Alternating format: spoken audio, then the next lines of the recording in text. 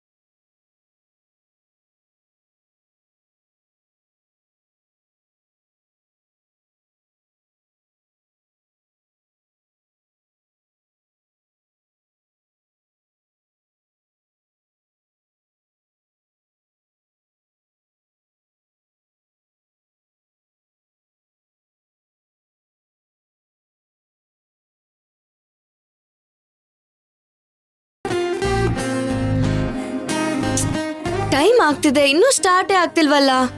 ಏನೇ, ನಾನ್ ಸ್ಟಾರ್ಟ್ ಆಗ್ಬಾರ್ದು ಅಂತ ಅನ್ಕೊಂಡ್ರೆ ನೀನ್ ನೋಡಿದ್ರೆ ತುಂಬಾ ಕಾನ್ಫಿಡೆಂಟ್ ಆಗಿದ್ಯಾ. ಅದೇನು, ಬಂದಿರೋದು ಎಕ್ಸಾಮ್ ಬರೆಯಕ್ಕಲ್ವಾ? ಏನ್ ಎಕ್ಸಾಮೋ ಏನೋ, ನನ್ಗಂತೂ ಫುಲ್ ಕನ್ಫ್ಯೂಸಿಂಗ್ ಆಗಿದೆ. ಏ, ನೀನೇನು ಓದ್ಕೊಂಡಿಲ್ವಾ? ಏನ್ ಓದ್ಕೊಂಡಿದೀನಿ ಅಂತ ನೆನ್ಪೇ ಆಗ್ತಿಲ್ವೇ.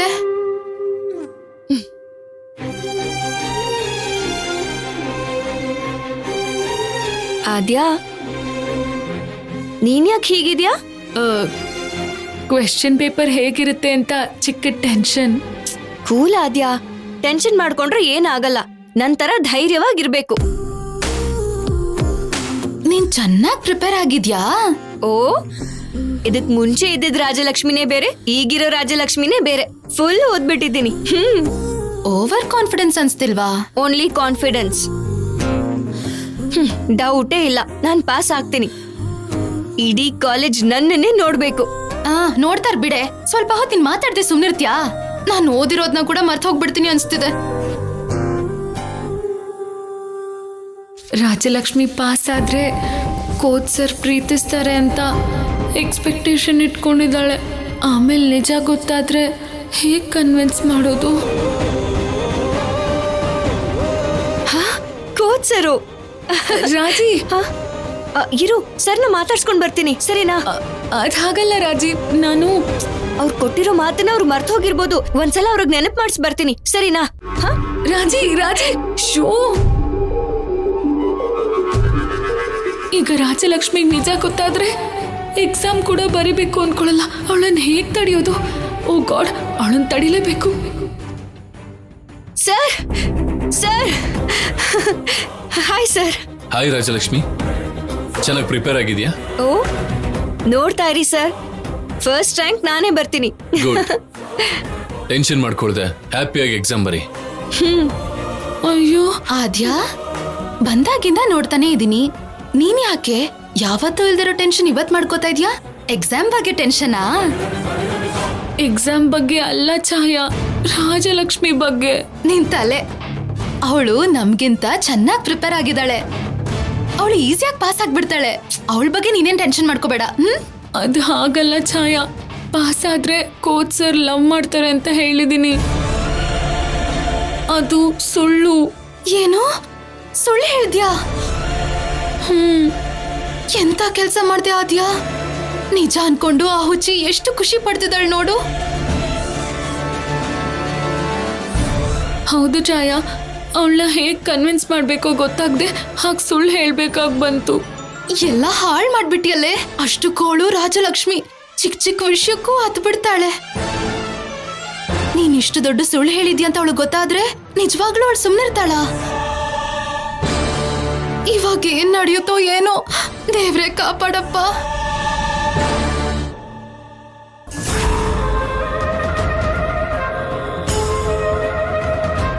ನೀನು ಫಸ್ಟ್ ರ್ಯಾಂಕ್ ಬಂದ್ರೆ ನಾನು ತುಂಬಾ ಖುಷಿ ಪಡ್ತೀನಿ ರಾಜಲಕ್ಷ್ಮಿ. ಆಗ್ಲೇ ಅಲ್ವಾ ಸರ್, ನಾವ್ ಅನ್ಕೊಂಡಿರೋದನ್ನ ನಾವ್ ಮಾಡಕ್ಕಾಗದು. ಏನಿವತ್ತು ತುಂಬಾ ಚೇಂಜ್ ಆಗಿ ಮಾತಾಡ್ತಾ ಇದ್ದಾಳೆ. ಎಕ್ಸಾಮ್ ಅಲ್ವಾ, ಟೆನ್ಷನ್ ಇರುತ್ತಲ್ವಾ? ನಾನು ಹೇಳ್ತಿರೋದು ನಿಜಾನೇ ಅಲ್ವಾ ಸರ್? ಹೌದು ರಾಜಲಕ್ಷ್ಮಿ, ನಾವೇನಾದ್ರೂ ಅಂದ್ಕೊಂಡ್ರೆ ಕಷ್ಟಪಟ್ಟಾದ್ರೂ ಸಾಧಿಸ್ಬೇಕು.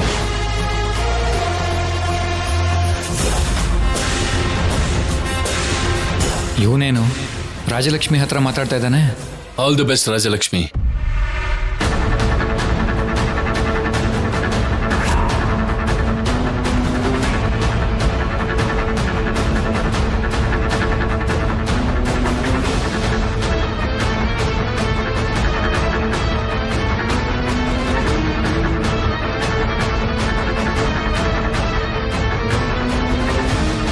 ನಾನು ಮದುವೆ ಆಗೋ ಹುಡುಗಿ ಜೊತೆ ಮಾತಾಡೋದಲ್ದೆ ಅವಳು ಕೈ ಕೂಡ ಹಿಡ್ಕೋತಿದ್ದಾನ. ಎಷ್ಟು ಧೈರ್ಯ ಇವನ್ಗೆ. ಇವನ್ ವಿಷಯ ಈಗ ಬೇಡ, ಆಮೇಲೆ ನೋಡ್ಕೋತೀನಿ. ಸರಿ ಸರಿ, ನಾನು ಪಾಸ್ ಆಗಿ ನನ್ನ ಮಾತನ್ನ ಉಳಿಸ್ಕೋತೀನಿ. ಅದಾದ್ಮೇಲೆ ನೀವು ಕೊಟ್ಟಿರೋ ಮಾತನ್ನ ಉಳಿಸ್ಕೋತೀರಾ ಅಲ್ವಾ? ಅಯ್ಯೋ ಪಾಪ, ರಾತ್ರಿ ಎಲ್ಲ ಓದಿದಾಳಲ್ವಾ, ಅದಕ್ಕೆ ಹೇಗೆ ಮಾತಾಡ್ತಿದ್ದಾಳೆ. ನಿಜ ಗೊತ್ತಾಗಿಲ್ಲ, ಕಾಪಾಡ್ಬಿಟ್ಟೆ ದೇವ್ರೆ. ಛಾಯಾ, ರಾಜಲಕ್ಷ್ಮಿ ಎಕ್ಸಾಮ್ ಬರೆಯೋವರೆಗೂ ಕೋಚ್ ಸರ್ನ ಮೀಟ್ ಮಾಡದೇ ಇರೋ ಹಾಗೆ ನೋಡ್ಕೋ, ಇಲ್ಲ ಅಂದ್ರೆ ಮೊದ್ಲಿಗೆ ಮೋಸ ಆಗ್ಬಿಡುತ್ತೆ. ಈಗ ಅರ್ಥ ಆಯ್ತು ಆದ್ಯಾ, ನೀನ್ ಹೇಳ್ದಾಗೆ ಮಾಡ್ತೀನಿ. ನೀವ್ ಮಾತ್ ಕೊಡೋದೇ ಕಷ್ಟ. ಮಾತ್ ಕೊಟ್ಮೇಲೆ ಅದ್ರ ಹಾಗೆ ನಡ್ಕೋತೀರಾ. ಬರ್ತೀನಿ ಸರ್, ಬಾಯ್. ಆದ್ಯಾ, ಕೋಚ್ ಸರ್ ಹತ್ರ ಮಾತಾಡ್ದೆ, ಚೆನ್ನಾಗ್ ಬರಿ ಅಂತ ಹೇಳಿದ್ರು. ಎಕ್ಸಾಮ್ ಅಂದ್ರೆ ಖುಷಿ ಪಡೋಳ್ನ ನಾನ್ ನಿನ್ನೇ ನೋಡ್ತಿರೋದು. ಅಯ್ಯೋ, ನಡೀರಿ. ನಡೀರಿ. ಸರಿ ಬನ್ನಿ.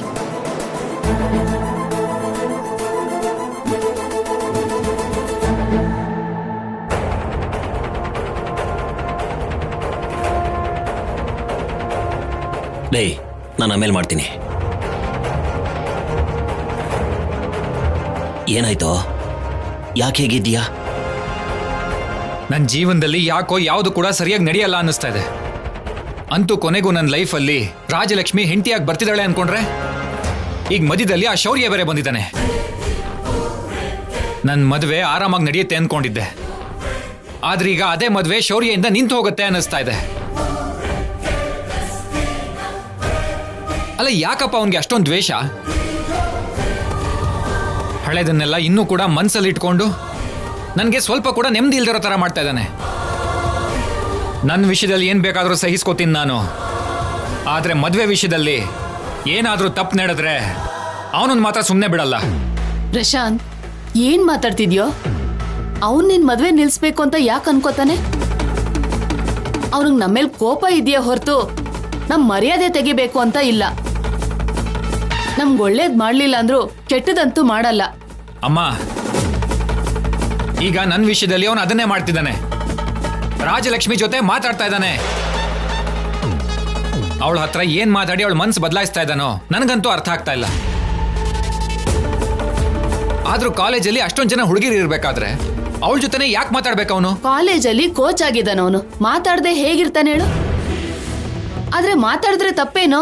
ಇಲ್ಲಮ್ಮ, ನನ್ಗೀಗೀಗ ಎಲ್ಲ ಅರ್ಥ ಆಗ್ತಾ ಇದೆ. ರಾಜಲಕ್ಷ್ಮಿನ ಮನೆಗೆ ಬಾ ಅಂದ್ರೂ ಅವಳು ಬರ್ತಾ ಇಲ್ಲ. ಸುಮ್ಮನೆ ಹೊರಗಡೆ ಹೋಗೋಣ ಅಂದ್ರೆ ಅದಕ್ಕೂ ಕೂಡ ಒಪ್ತಾ ಇಲ್ಲ. ಇದೆಲ್ಲ ಅವನು ನನ್ನ ಬಗ್ಗೆ ಕೆಟ್ಟದಾಗಿ ಹೇಳಿರೋದಕ್ಕೇನೆ ಅವಳು ಹೀಗೆ ಮಾಡ್ತಿದ್ದಾಳೆ ಅನ್ಸುತ್ತೆ. ಅವನು ನನ್ನ ಮದುವೆ ತಡೆಯೋದಕ್ಕೆ ಪ್ರಯತ್ನಿಸ್ತಿದ್ದಾನೆ ಅಂತ ತುಂಬಾ ಕ್ಲಿಯರ್ ಆಗಿ ಅರ್ಥ ಆಗ್ತಾ ಇದೆ.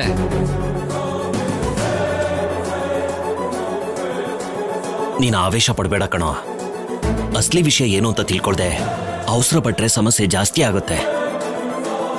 ಮೊದಲು ನಿಜ ಏನು ಅಂತ ತಿಳ್ಕೊಳ್ಳೋಣ. ನಿಜವಾಗ್ಲೂ ಶೌರ್ಯ ನಿನ್ ಬಗ್ಗೆ ಕೆಟ್ಟದಾಗಿ ಹೇಳಿದ್ರೆ ಅವನ್ನ ನಾನೇ ಪ್ರಶ್ನೆ ಮಾಡ್ತೀನಿ. ಇಲ್ಲ ರೀ, ಶೌರ್ಯ ಬಗ್ಗೆ ನಮಗ್ ಗೊತ್ತಿದೆ ಅಲ್ವಾ? ಏನೇ ಸಮಸ್ಯೆ ಇದ್ರೂ ಅದು ನಮ್ಮದಿದಲ್ಲೇ ಇರೋ ಹಾಗೆ ಮಾಡ್ತಾನೆ ಹೊರತು ನಮ್ ಮನ್ಸ್ಗೆ ಬೇಜಾರಾಗೋ ಹಾಗೆ ಮಾಡಲ್ಲ. ಶೌರ್ಯ ತುಂಬಾ ಒಳ್ಳೆಯವನು. ನಿಮಗೆ ನನ್ನನ್ನು ಬಿಟ್ರೆ ಇನ್ನೆಲ್ಲರೂ ಒಳ್ಳೆಯವ್ರ ಹಾಗೆ ಕಾಣ್ತಾರೆ. ಅದ್ ಹಾಗಲ್ಲ ಕಣೋ. ನೋಡಮ್ಮ, ನಾನು ರಾಜಲಕ್ಷ್ಮಿನ ಮದುವೆ ಆಗ್ಬೇಕು.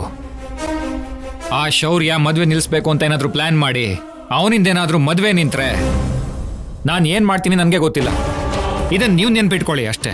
ಲೇ, ಜಗಳ ಮಾಡೋದಿಕ್ ಹೋಗ್ಬೇಡ್ವೋ. ಮದುವೆ ಅನ್ನೋದು ಎರಡು ಕುಟುಂಬಗಳ ಮರ್ಯಾದೆಗೆ ಸಂಬಂಧಪಟ್ಟಿತ್ತು. ಇವಾಗ ಜಗಳ ಮಾಡಿದ್ರೆ ಅನಾವಶ್ಯಕವಾಗಿ ನಾವೇ ಈ ಮದುವೆಗೆ ಅಡ್ಡಿಪಡಿಸ್ದಾಗುತ್ತೆ ಕಣೋ. ಅಪ್ಪ, ನಾವಿದನ್ನ ಹೀಗೆ ಬಿಟ್ರೆ ತುಂಬಾ ಸಮಯದಿಂದ ಕಾಯ್ತಾ ಇರೋ ಈ ಮದುವೆ ನಡೆಯೋದಿಲ್ಲ ಅನ್ನಿಸ್ತಾ ಇದೆ.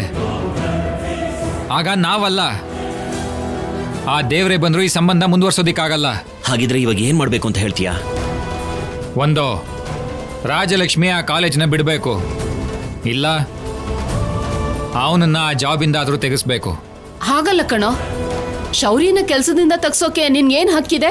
ನನ್ನ ಮದುವೆಗೋಸ್ಕರ ನಾನು ಏನ್ ಮಾಡೋದಕ್ಕಾದ್ರೂ ಸಿದ್ಧವಾಗಿದ್ದೀನಿ. ಒಂದ್ ವೇಳೆ ರಾಜಲಕ್ಷ್ಮಿನ ಕಾಲೇಜ್ ಬಿಡಿಸೋದಕ್ಕಾಗ್ಲಿಲ್ಲ ಅಂದ್ರೆ ಅವನನ್ನ ಜಾಬಿಂದ ತೆಗೆಯೋ ಹಾಗೆ ಮಾಡ್ತೀನಿ. ನನ್ನ ದಾರಿಗೆ ಅಡ್ಡ ಬರ್ದಿರೋ ಹಾಗೆ ಮಾಡ್ತೀನಿ. ಲೇ ಲೇ ಏನ್ರಿ ಇದು? ಇವನ್ ಏನೇನೋ ಮಾತಾಡ್ತಿದ್ದಾನೆ. ಶೌರ್ಯಂಗೂ ಈ ಮದ್ವೆಗೂ ಏನ್ ಸಂಬಂಧ? ಆವೇಶದಲ್ಲಿ ಹೀಗೆ ಮಾತಾಡ್ತಿದ್ದಾನೆ. ಹಾಗೆಲ್ಲ ಏನೂ ಆಗಲ್ಲ ಕಣೆ. ನೋಡು, ಅವನ ಕೋಪ ಕಡಿಮೆ ಆದ್ಮೇಲೆ ನಾವು ಅವನಿಗೆ ಅರ್ಥ ಮಾಡ್ಸೋಣ. ರಾಜಾರಾಮ್ ಅವ್ರಿಗೆ ಈ ವಿಷಯ ಗೊತ್ತಾದ್ರೆ ದೊಡ್ಡ ಸಮಸ್ಯೆ ಆಗ್ಬಿಡುತ್ತೆ. ಈ ವಿಷಯನ ಎಲ್ಲೂ ಹೇಳ್ಬೇಡ.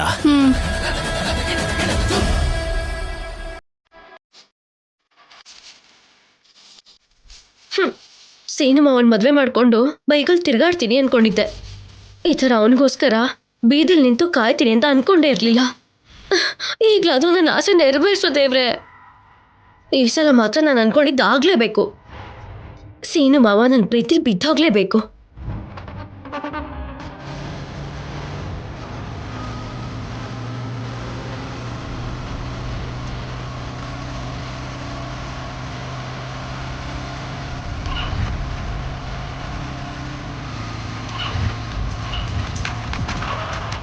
ಏನಾಯ್ತು ಚಾರು? ಮಾವ, ಬೈಕಿಗೇನೋ ಆಗ್ಬಿಟ್ಟಿದೆ. ಸ್ಟಾರ್ಟೇ ಆಗ್ತಾ ಇಲ್ಲ. ಸರಿಯಾದ ಸಮಯಕ್ಕೆ ಬಂದ್ಬಿಟ್ಟೆ. ಅಲ್ಲಿ ನನ್ನ ಫ್ರೆಂಡ್ಸ್ ಎಲ್ಲೋ ಹೋಗ್ತಾ ಇದ್ದಾರೆ. ಈಗ ಅರ್ಜೆಂಟಾಗಿ ಹೋಗಿ ತಲುಪಲಿಲ್ಲ ಅಂದರೆ 1 ವರ್ಷದವರೆಗೂ ನೋಡೋಕ್ಕಾಗೋದೇ ಇಲ್ಲ ಮಾವ. ಪ್ಲೀಸ್ ಅಲ್ಲಿ ತನಕ ಸ್ವಲ್ಪ ಡ್ರಾಪ್ ಕೊಡ್ತೀಯಾ ನನಗೆ? ಚಾರು, ನನಗೆ ತುಂಬಾ ಇಂಪಾರ್ಟೆಂಟ್ ಕೆಲಸ ಇದೆ, ನಾನು ಹೊರಡಬೇಕು. ಮಾವ ಮಾವ, ನನ್ನ ಫ್ರೆಂಡ್ಸನ್ನ ಮೀಟ್ ಮಾಡೋದು ಯಾವಾಗೋ ಒಂದ್ಸಲ. ಪ್ಲೀಸ್ ಮಾವ. ಸಾರಿ ಚಾರು, ಇವಾಗ ನಾನು ಲಿಫ್ಟ್ ಕೊಡೋ ಪರಿಸ್ಥಿತಿಲಿಲ್ಲ, ನಾನು ಹೊರಡ್ತೀನಿ. ಮಾವ ಮಾವ ಮಾವ, ನಾನು ಇಷ್ಟೆಲ್ಲ ಬೇಡ್ಕೋಬೇಕಾದ್ರೆ ನೀನು ಹಾಗೆ ಹೋಗ್ತಾ ಇದೆಯಲ್ಲ ಮಾವ. ಅವ್ರು ನನಗೆ ತುಂಬ ಕ್ಲೋಸ್ ಫ್ರೆಂಡ್ಸು ಮಾವ. ನೋಡ್ದಿನೂ ಇರೋಕ್ಕಾಗಲ್ಲ. ಪ್ಲೀಸ್ ಮಾವ, ಅರ್ಥ ಮಾಡ್ಕೋ ಪ್ಲೀಸ್. ಸರಿ, ಮಾತಾಡದೆ ಸುಮ್ಮನೆ ಕೂತ್ಕೋತಿ ಅಂದ್ರೆ ಲಿಫ್ಟ್ ಕೊಡ್ತೀನಿ. ಹಾ ಓಕೆ ಮಾವ, ಸರಿ.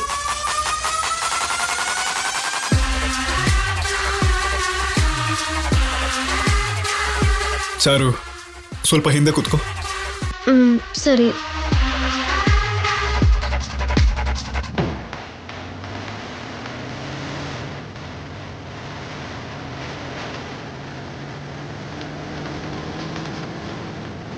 ಚಾರು ಸ್ವಲ್ಪ ಹಿಂದೆ ಕೂತ್ಕೋ, ನನಗೆ ಇಕ್ಕಟ್ಟಾಗ್ತದೆ. ಆ,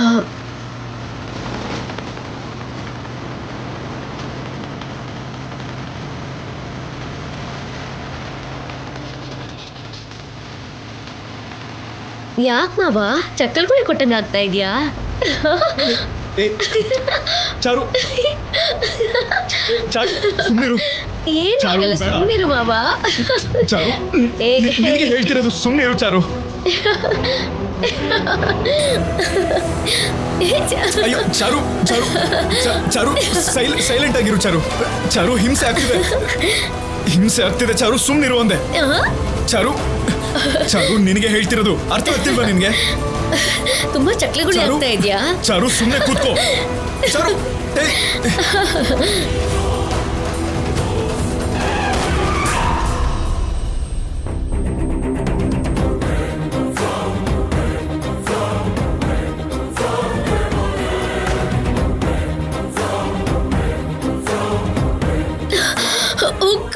ನೋಡಿದ್ಯಾ, ಇದಕ್ಕೆ ನಿನಗೆ ಲಿಫ್ಟ್ ಕೊಡಲ್ಲ ಅಂದಿದ್ದು.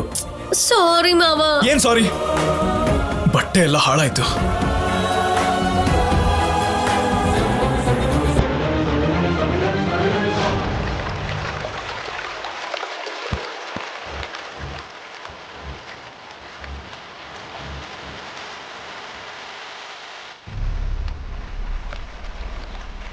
ಚಾರು ಲೇಟ್ ಆದರೆ ಅಲ್ಲಿ ನಿನ್ನ ಫ್ರೆಂಡ್ಸ್ ಎಲ್ಲ ಹೋಗ್ತಾರೆ ಅಂತ ಹೇಳಿದ್ದೆ, ಬೇಗ ರೆಡಿ ಆಗು.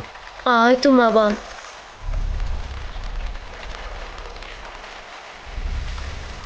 ಮಾವ, ನೀನೇನೋ ಹುಡುಗ, ಇಲ್ಲೇ ನಿಂತ್ಕೊಂಡು ಶರ್ಟು ಒಣಗಿಸ್ಕೋಬಹುದು. ಆದರೆ ನಾನೇನು ಮಾಡಲಿ?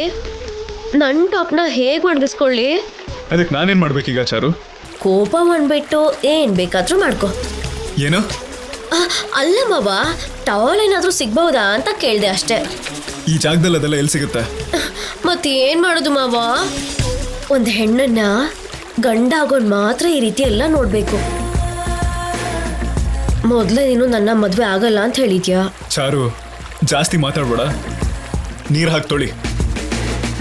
ಬಟ್ಟೆಯಲ್ಲಿರೋ ಗಲೀಜ್ ಜೊತೆಗೆ ನಿನ್ನ ತಲೆಯಲ್ಲಿರೋ ಯೋಚನೆಗಳು ಕ್ಲೀನ್ ಆಗುತ್ತೆ.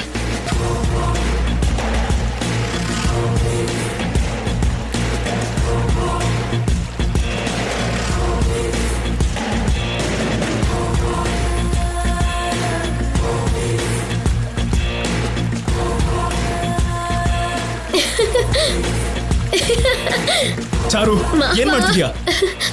ಮಾವ, ಹೇಗಿದ್ರು ನನ್ನ ಮದುವೆ ಅಂತೂ ಆಗ್ತಿಲ್ಲ, ಹೇಗಾದ್ರೂ ಆಟ ಆಡ್ಬೋದಲ್ಲ ಮಾವ? ಚಾರು ಚಾರು ಏನಿದು ಚಾರು?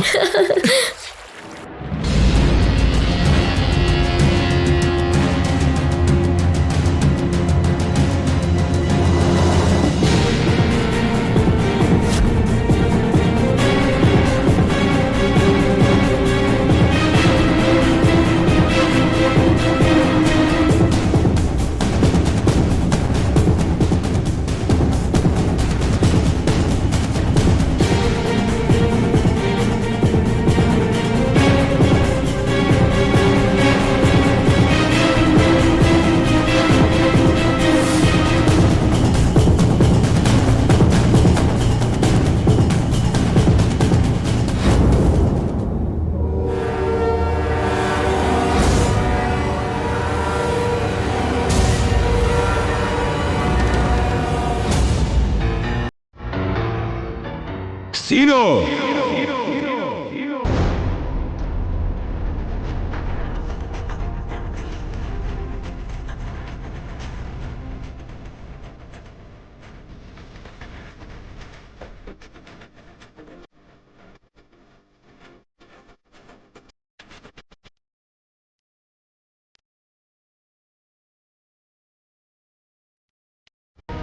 ಏನ್ ನೀನ್ ಮಾಡ್ತಾ ಇರೋ ಕೆಲ್ಸ?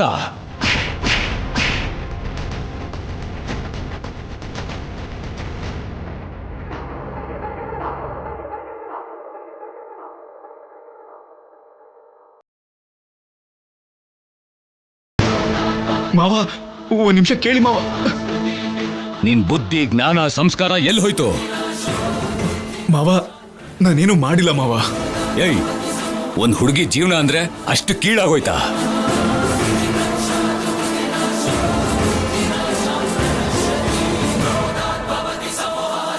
ಒಂದ್ ಕಡೆ ಆದ್ಯ ಜೊತೆ ಮದುವೆನ ನಿಶ್ಚಯ ಮಾಡ್ಕೊಂಡು ಚಾರು ಜೊತೆ ಹೊಲದಲ್ಲಿ ಏನ್ ಮಾಡ್ತಿದ್ದೆ ನೀನು? ಏನಾಯ್ತು ರೀ?